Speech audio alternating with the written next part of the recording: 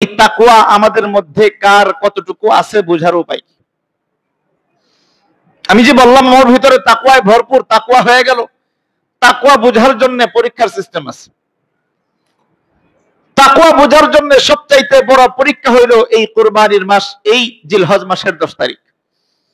এটা হলো তাকওয়া পরীক্ষা। আমার ভিতরে তাকওয়া আছে কি নাই এটা বোঝার জন্য মাধ্যম হইল কুরবানির দিন। আল্লাহ রাব্বুল আলামিন কিছু মানুষকে চান তাকওয়ার ধন দিয়া, তাকওয়ার সম্পদ দিয়া কিছু মানুষকে আল্লাহ তাআলা নৈকট্যপ্রাপ্ত বানাইতে চান, নিকটে নিতে চান, কাছে নিতে চান।